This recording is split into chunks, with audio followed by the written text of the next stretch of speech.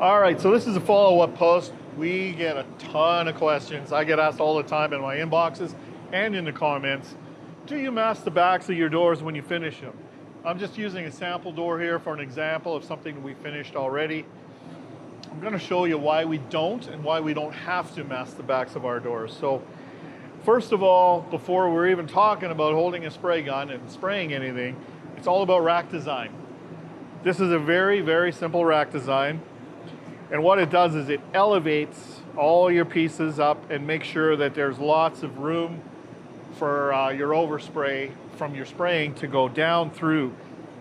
It stops bounce back. Anywhere where there's going to be bounce back, that's why you get overspray on the backs. Because really, when you think about it, if you were to hold the door up here and spray that edge, there would be virtually no overspray on the back. One caveat to that, airless systems have heavier particles of overspray, and so even if they kind of just lightly get on the back of there, this doesn't always apply well with airless, but it still works under most circumstances. So we use air assist airless, and if you're using conventional, it's even better. So the system here is a very simple rack design. You can use 2x4s to design it. You know, this is all done out of 2x4s, and essentially we're getting this thing up off of the rack with lots of space. And when we're finishing these doors initially, we really fully finish the back and all the edges. So I'll show you an example over here.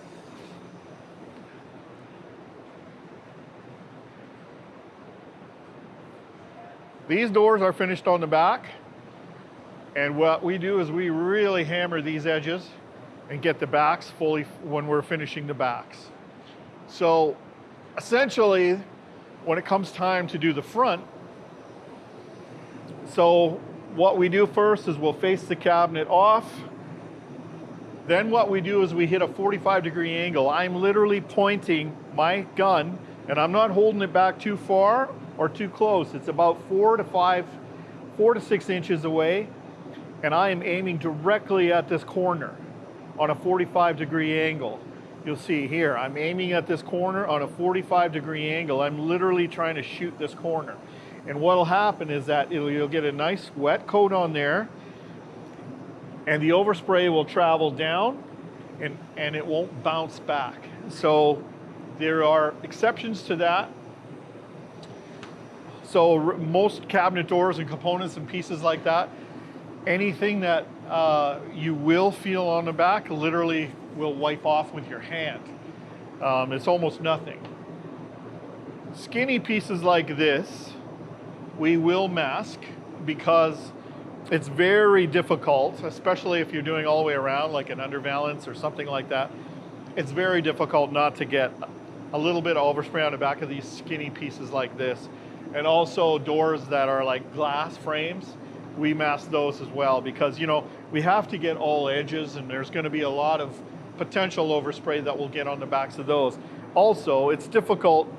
I mean, some of the skinny pieces, we'll flip these over. We're still elevating it, but we're not. There's all kinds of places where you'll get bounce back here. So essentially, we'll mask really skinny pieces if we're doing both sides. But doors, drawer fronts for the most part are fine because they'll fit on here. If they're skinnier than this by much, then we basically will mask the back. So that's our rule. Now, it sounds simple the way I explain it, but it takes practice. If you don't get your angle just right when you're doing your edges, you're still going to struggle with it a little bit. But practice with it, and I'm telling you, we've done tens of thousands of cabinet doors with it. We don't have a problem with overspray on our backs.